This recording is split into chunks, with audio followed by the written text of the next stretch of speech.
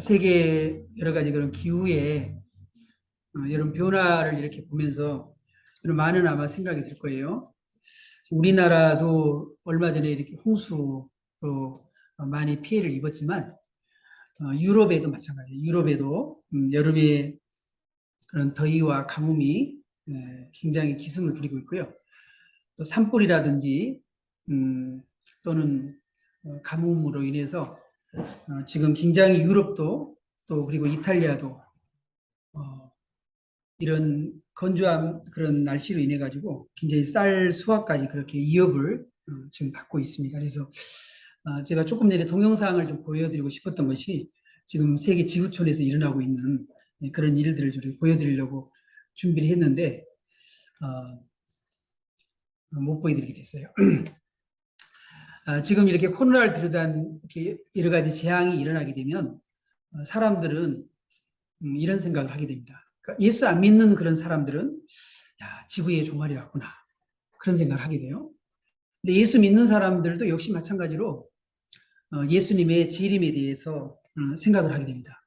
예수님 오실 때가 정말 가까웠구나. 그러니까 예수 믿는 사람들은 예수님 오실 때 정말 가까웠구나. 근데 예수 안 믿는 사람도 그래요. 이제 지구의 종말이 다가오고 있구나. 그렇게 생각을 하고 있다는 얘기죠. 이런 때에 상당히 이단들도 또 많이 미혹을 하게 되고 또 여러 가지 그런 사회적인 그런 이슈들에 따라서 또 많은 그런 사건에 따라서 또 우리 사람들도 많은 그런 혼란과 또 여러 가지 그런 생각을 하게 되리라고 여겨집니다. 오늘 이 본문 말씀 속에 보면 우리가 그 날에 대한 그런 얘기가 나오는데 우리가 그 날에 대해서 우리가 오해하지 말아야 된다. 즉 다시 말해서 그 날이란 뭐냐면 예수님의 재림의 날입니다. 예수님이 이 땅에 재림의 그런 날에 대해서 오해를 하지 말아야 된다라는 거예요. 형제들아 우리가 너에게 구하는 것은 우리 주 예수 그리스도의 강림하심과 우리가 그 앞에 모임에 관하여 라는 것인데 자 예수 그리스도의 강림에 대한 얘기입니다. 강림. 그에 대한 얘기예요. 그래서 그날에 대해서 이렇게 오해를 하지 말아야 되는데 이단 교회들은 굉장히 이런 그 종말의 그런 위기에서 뭐 전에 다미성교회라든가 이런 다 그렇죠. 종말론 또 지금 뭐 신천지 같은 경우도 마찬가지예요. 신천지도 요한계시록이라든가 어떤 그런 걸 통해서 성경을 이렇게 오해하게 만들고 그렇게 합니다. 그래서 우리가 그날에 대해서 오해하면 안 된다는 거죠. 왜 그러냐? 그날에 대해서 오해하게 되면요. 우리의 마음이 흔들린다. 2절 한번 읽어보겠습니다. 시작. 영으로나 또는 말로나 또는 우리에게 받았다 하는 편지로나 주의 날이 이르렀다고 해서 쉽게 마음이 흔들리거나 두려워하거나 하지 말아야 한다는 것이라. 네. 예수님이 재림의 사건이라든가 뭐 지구의 종말이 온다든가 어떤 이렇게 한다고 해서 우리의 마음이 불안하거나 또 흔들리거나 또 그것 때문에 두려워하거나 그러지 않아야 된다 그런 얘기예요. 여러분 예수님의 이런 재림은 결코 우리에게 두려움을 주는 사건이 아니라 성도들에게 소망을 주는 그런 일이라는 거예요. 왜냐? 성경에 보게 되면 요한계시록 22장에서 마지막에 그렇습니다. 마라나타 주 예수여 오시옵소서. 그러니까 예수님이 다시 오시는 것은요. 그것은 성도들의 소망이에요. 성도들의 그런 기다림이거든요. 마치 신랑이 신부가 신랑을 기다리듯이 우리의 마음에 그런 마음으로 우리가 주님을 기다려야 된다 그런 얘기예요. 여러분 일본의 히로시마하고 나가사키에 폭탄이 이렇게 투하가 됐잖아요. 그래서 일본이 항복을 하게 됐어요. 그래서 우리 8월달 지내고 있는데 8월 15일 날 우리나라는 해방을 이렇게 맞이했어요. 그러니까 일본은 그 날이 8월 15일 이 날이 그들에게는 심판의 날이었어요. 심판의 날. 그러나 우리에게는 해방의 날이었습니다. 해방의 날. 전혀 다른 각도에서 우리가 8.15를 우리가 바라보고 있다는 거죠. 마찬가지로 예수님의 재림에 대한 그런 시각이 내가 굉장히 막 흔들리고 두려워하고 그렇다는 것은 내가 믿음으로 예수님을 맞이할 수 있는 아직 준비가 안 됐다는 거예요. 내가 오늘 이 세상을 떠난다면 내가 지옥에 가면 어떡하지? 그런 사람들은 마음이 흔들리거나 마음이 불안할 거예요. 그런데 내가 오늘 이 세상을 떠난다 하면 내가 주님을 만난다. 나는 천국에 간다. 그런 소망을 가지고 가는 그런 사람들, 그런 확신을 가지고 있는 그런 사람들은 이 세상 주님이 오늘 나를 불러도 전혀 마음에 흔들리거나 요동침이나 그런 게 없다 그 말이에요. 그래서 우리가 구원의 확신을 가지고 살아가는 것이 얼마나 중요한지 모릅니다. 그래서 우리는 항상 성령 충만하고 구원의 확신을 가지고 살아야 된다 그런 말이죠. 그래서 그날에 대해서 오해하게 되면 이렇게 두려워하는데 우리는 두려워해서는 안 된다는 거죠. 그날에 대해서 오해하게 되면 마음이 두려워지는데 이사야 41장 10절에 이렇게 말씀해요. 우리 같이 읽어봅니다. 시작. 두려워하지 말라. 내가 너와 함께 함이라. 놀라지 말라. 나는 내 하나님이 됨이라. 내가 너를 굳세게 하리라. 참으로 너를 도와주리라. 참으로 나의 의로운 오른손으로 너를 붙들리라. 여러분 우리의 마음에 두려움이 찾아온다든지 마음에 여러 가지 염려가 된다든지 우리가 그럴 때마다 우리는 하나님의 말씀을 붙들려야 돼요. 하나님의 말을 붙들어야 됩니다. 두려워 말라. 내가 너와 함께 한다. 임마누엘 하나님이 나와 함께 한다. 여러분 오늘 밤 우리가 이 세상을 떠나도 또 주님이 오늘 이 세상으로 온다 할지라도 우리는 전혀 두려워할 필요가 없다고 말이죠. 예. 왜? 우리가 얼마나 주님을 만나기를 여러분 우리가 기대하고 있습니까? 그런데 정작 주님이 오시는데 주님을 만나는데 우리가 두려워하거나 떨면은 안 되잖아요. 예. 그래서 우리가 믿음의 확실한 그런 준비가 안 되기 때문에 그러는 거죠. 그래서 우리는 마지막 때 정신을 바짝 차리고 우리는 살아야 됩니다. 마음이 막 흔들리거나 조마조마하거나 두려워하거나 해서는 안 돼요. 우리는 담대하고 그리고 정신을 바짝 차리고 살아야 할 줄 믿습니다. 베드로전서 4장 7절에 만물의 마지막이 가까웠으니 그러므로 너희는 정신을 차리고 근신하여 기도하라. 그리고 그런즉 깨어있으라. 너희는 그날과 그때를 알지 못하느니라. 우리는 그날과 그때를 우리는 알 수가 없어요. 그러나 그날과 그때를 알지 못한다고 해서 우리가 흔들리거나 두려워하거나 할 필요는 없다 그런 말이에요. 왜요? 깨어있는 사람, 성령 충만한 사람, 신랑을 맞이할 준비가 되어 있는 사람 전혀 두려워할 필요가 없다 그런 얘기죠. 네. 두 번째는 그날에 대해서 미혹되지 말라는 거예요. 미혹되지 말라. 자, 우리 3절 한번 읽어보겠습니다. 누가 어떻게 하여도 너희가 미혹되지 말라. 먼저 배교하는 일이 있고 저 불법의 사람 곧 멸망의 아들이 나타나기 전에는 그날이 이르지 아니하리니. 자, 우리에게는 예수님이 갑자기 오시진 않는다는 거예요. 지난번에 우리 말씀을 들었잖아요. 왜? 하나님께서 우리에게 하나님의 시간표를 우리에게 줬어요. 예. 그래서 예수님이 오시기 전에 어떠한 일이 일어나게 된다. 어떤 일이 일어나게 되고 그런 일이 다 이렇게 지나고 난 다음에 예수님이 오신다는 거예요. 예. 지금 시간이 9시예요. 근데 9시, 그 다음에 10시, 그 다음에 11시, 12시 되잖아요. 근데 9시가 되는데 10시, 11시를 빼고 바로 12시가 되진 않아요. 그죠?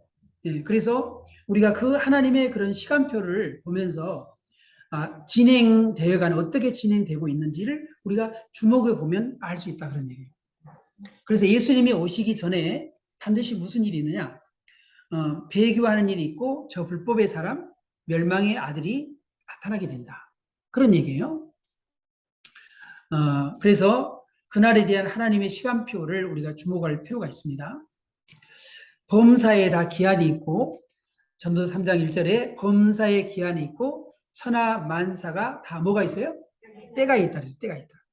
천하 만사에 다 때가 있다 그랬어요. 근데 이 시계라고 하는 것은 시계는 우리가 계속 지금 시계가 지금 다 흘러가고 있습니다.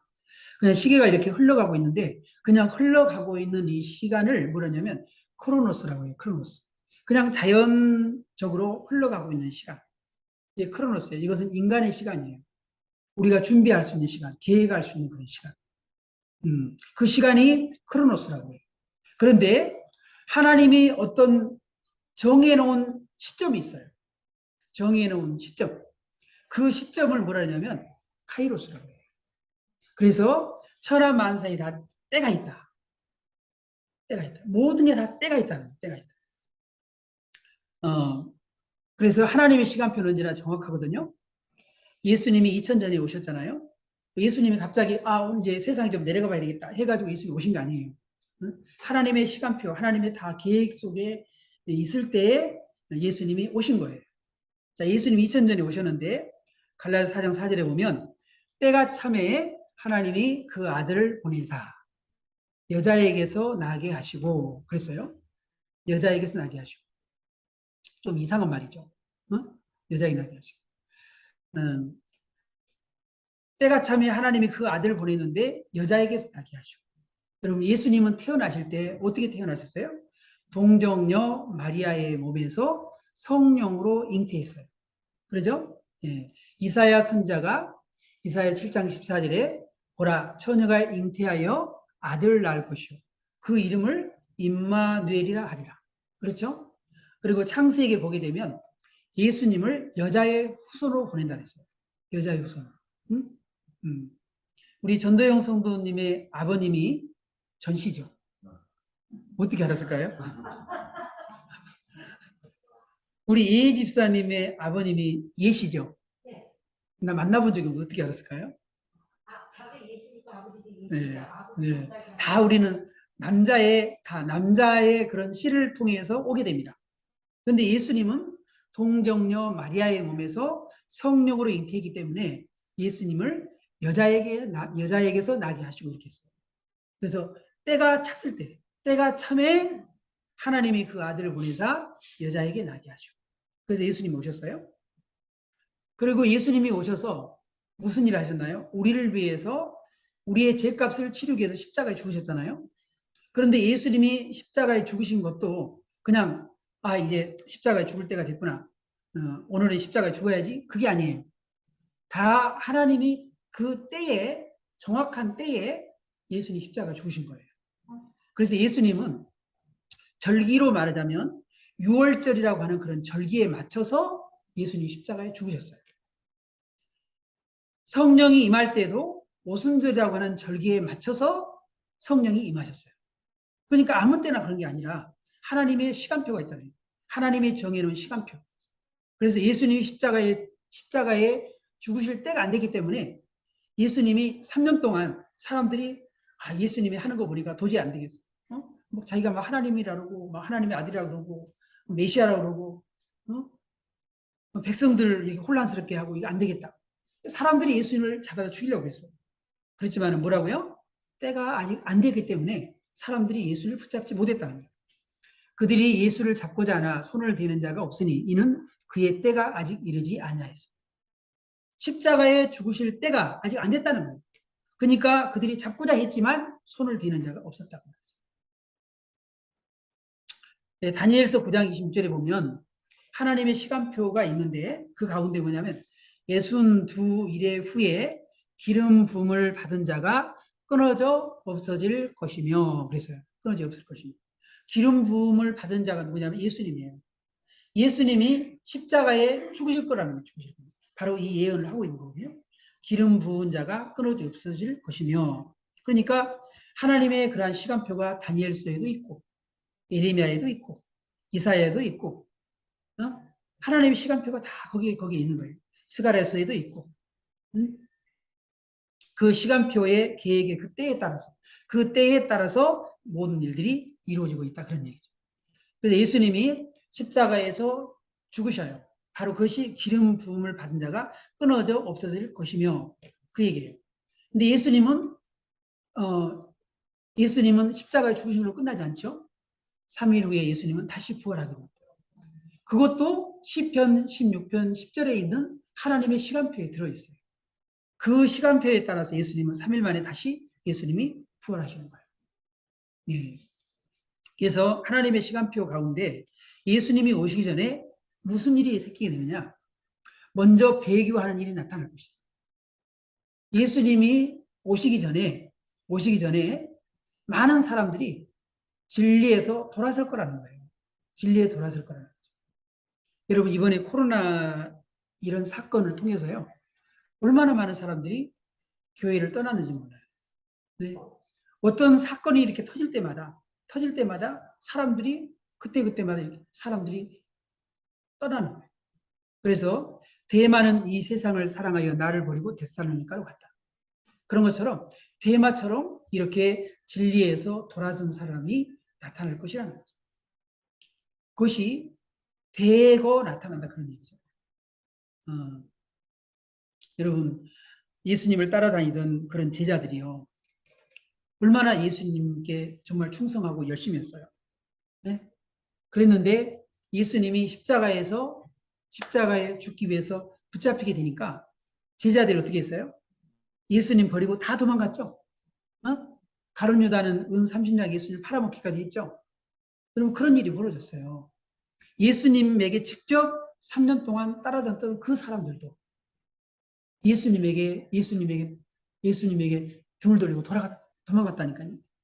베드로는 예수님을 3번이나 예수님이 예언했잖아요. 네가 다 굴기 전에 3번 나를 부인할 것이다. 이 베드로도 예수님 3번 부인했잖아요. 그죠? 얼마든지 이런 일이 있을 수 있다는 얘기예요. 그러나 예수님이 그 베드로를 위해서 중보기도 하셨어요. 지금도 성령님은 우리의 마음이 얼마나 약한지 몰라요. 우리의 마음은 진짜 약해요. 우리들 마음이. 그러죠. 여자의 마음은 갈대라고. 응? 하루에 12번도 더 변한다 그러잖아요. 근데 여자의 마음만 갈대인가요? 네? 남자도 마찬가지. 네? 우리 성도들도 역시 마찬가지예요. 성도들도 언제 변할지 몰라요. 언제 변할지. 그렇기 때문에 우리가 시험에 들지 않게 항상 우리가 깨어서 기도하는 것이 중요하고, 항상 우리가 말씀을 붙들고, 그리고 십자가 바라보면서, 부활의 주님을 바라보면서 우리가 살아야 된다고 말이죠. 그런 일이 벌어지고, 또 불법의 사람 멸망의 아들이 나타날 것이다. 적 그리스도가 먼저 등장한다는 거예요. 예수님이 오시기 전에 적 그리스도가 먼저 등장한다는 거예요. 요한계시록의 13장에 보게 되면 바다에서 올라온 짐승, 땅에서 올라온 짐승. 그래서 요한계시록 12장에는 용에 대한 용, 마귀입니다. 마귀. 그리고 13장에 바다에서 올라온 짐승, 땅에서 올라온 짐승, 이렇게 해서 삼위일체를 구성해요. 용이 마귀거든요. 바다에서 올라온 짐승이 적그리스도거든요. 그 다음에 땅에서 올라온 짐승이 뭡니까? 거짓 선자거든요. 그래가지고 삼위일체. 하여튼 이 마귀는요, 하나님 흉내내기를 그렇게 좋아해요. 그래서 이 마귀가 성부, 성자, 성령 이 삼위일체 하나님인 것처럼 이 마귀도 이렇게 해서 적그리스도와 거짓 선자와 함께 이렇게 삼위일체를 구성한다, 그 말이죠. 근데 바로 이 적그리스도, 불법의 사람, 멸망의 아들이 예수님이 오시기 전에 먼저 나타나서 7년 동안 다스리게 돼요. 통치하게 돼요. 전 세계를 통치하게 돼 있어요. 예, 그런 날이 먼저 오게 된다, 그 말이에요. 예. 자, 그래서 2장 3절에 다시 한번 보겠습니다. 누가 어떻게 하여도 너희가 미혹되지 말라. 먼저 배교하는 일이 있고 저 불법의 사람 곧 멸망의 아들이 나타나기 전에는 그 날이 이르지 아니하리. 그래서 반드시 그런 일이 먼저 벌어지게 될 거라는 거예요. 그래서 지금 이제 앞으로 이루어져야 될 것이 있어요. 지금 이제 예수님 오실 때 가까운 현상들이 많이 일어났는데 이스라엘의 독립이라든지 많은 일이 있어요. 그리고 또 한 가지가 이루어질 게 뭐냐면 예루살렘에 성전이 지어져요. 성전. 제3의 성전이라고 해요. 이 제3의 성전이 지어져야 돼요. 그래서 이 적그리스도가 바로 그 성전 안에 들어가서 통치하게 될 거예요. 예. 그 성전을 더럽히고 그리고 통치하게 될 거예요. 그런 일이 이제 벌어져야 돼요. 그러니까 아직 예루살렘에 성전이 아직 지어지지 않았거든요. 준비는 다 돼 있어요, 지금. 성전을 지을 준비는 다 돼 있어요. 그런데 아직 안 지어졌어요. 그런 일이 벌어지게 될 것이고, 그 다음에 그것이 이제 지어져야지 불법의 사람, 멸망의 아들이 나타나게 됩니다. 네. 그래서 우리 지금 시간표를 지금 보고 있는 거예요. 자, 할 수만 있으면 택하신 자들을 미혹하려 할 것입니다. 그때 어떤 사람이 너에게 말하되 보라 그리스도가 여기 있다 보라 저기 있다 하여도 믿지 말라. 거짓 그리스도들과 거짓 선자들이 일어나서 이적과 기사를 행하여 할 수만 있으면 택하신 자들을 미혹하려 하리라.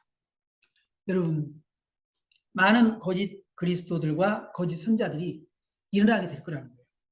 그런데 이 적그리스도, 진짜 거짓 선지자, 진짜 적그리스도 비슷한 사람들이 많이 일어나요. 지금은 가짜들이 막 설쳐요. 적그리스도도 가짜가 있어요. 삼위일체를 구성하는 바다에서 올라온 짐승, 땅에서 올라온 그 짐승, 그 흉내를 내는 가짜 적그리스도, 가짜 이 선자들도 많이 일어나요. 비슷하게 해서 일어나요. 그렇지만은 진짜는 때가 되면 나타난다 그런 말이에요. 자, 이 불법의 사람의 미혹을 조심해야 되거든요. 이 불법의 사람이 멸망의 아들, 이 불법의 사람이 어떻게 하냐면 이제 성전이 지어질 거예요. 예루살렘의 성전이 제3의 성전이 지어질 거예요. 자, 그러면 그 다음에 어떻게 하냐? 4절에 그는 대적하는 자라 신이라고 불리는 모든 것과 숭배함을 받는 것에 대항하여 그 위에 자기를 높이고 하나님의 성전에 앉아 자기를 하나님이라고 내세우느니라.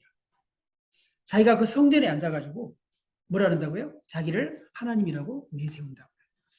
그래서 이 적그리스도 이는 불법의 사람, 멸망의 아들, 이 사람은요 하나님을 대적합니다. 하나님을. 그래서 이 하나님을 대적하는 것이 뭐냐? 마귀의 속성이에요. 마귀의 속성. 자, 이사야 14장 12절 14절 한번 보겠습니다. 너 아침의 아들 계명성이여 어찌 그리 하늘에 떨어졌으며 너 열국을 엎은 자여 어찌 그리 땅에 찍혔는고 내가 내 마음에 이르기를 내가 하늘에 올라 하나님의 목별 위에 앉아 내 자리를 높이리라. 내가 북극 지폐의 산 위에 앉으리라. 가장 높은 구름에 올라가 지극히 높은 이와 같아지라 하는 것. 그리고 마귀의 속성이, 마귀는 계속해서 이렇게 하나님의 자리를 노리고 하나님과 같이 되려고 마귀는 계속 그렇게 하고 있는 거예요.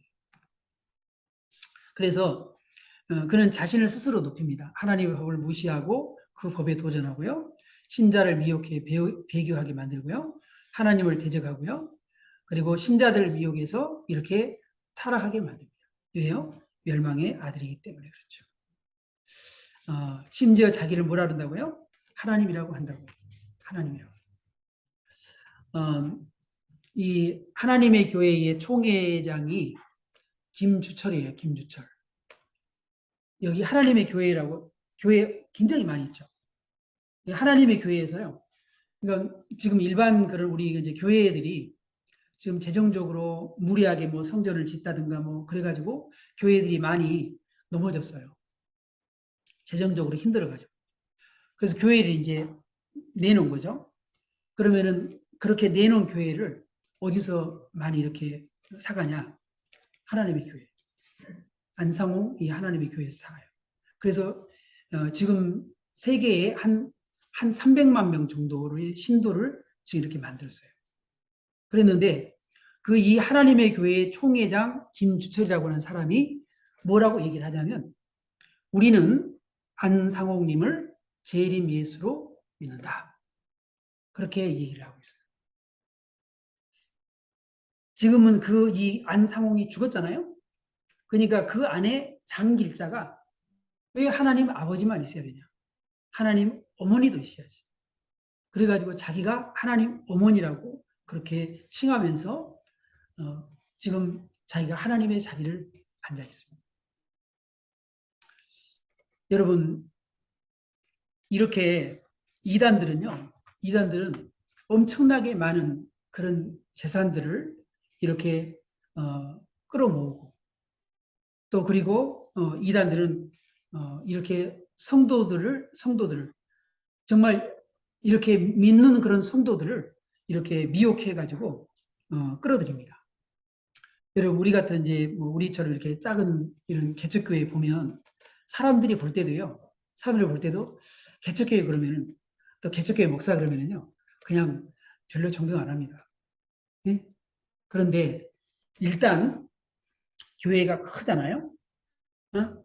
그리고 이렇게 하나님의 이런 교회, 이 엄청난 건물에 막 총회장이 그러면은요, 그 사람들이 그냥 그 건물이라든지 어떤 그 자리에 그냥 사람들이 그 사람의 저 사람이 대단한 사람으로 여겨요.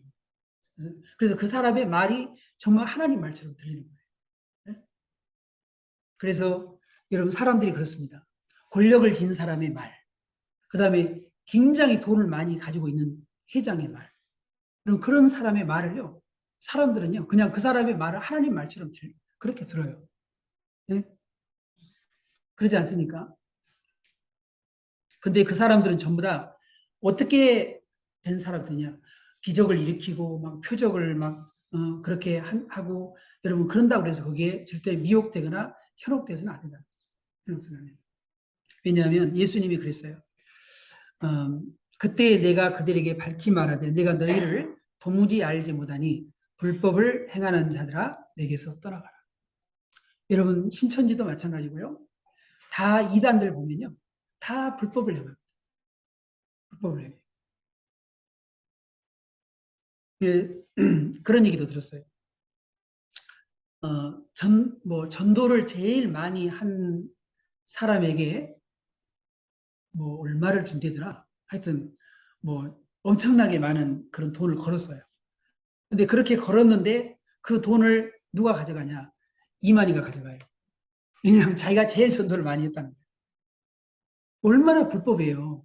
그러잖아요? 아니, 성도들 격려하고 성도들이 자기가 전도를 했어도 자기가 성도들 격려하고 그렇게 해야지. 자기가 가져가는 게 어딨어. 그러잖아요. 불법 아니에요? 예. 그러니까 이단들은 수단과 방법을 가리지 않고 하는 거예요. 그래서 예수 믿는 성도들을 이렇게 끌어가면서 뭐라 하냐면 그것을 모략 전도라고 그래요. 모략 전도.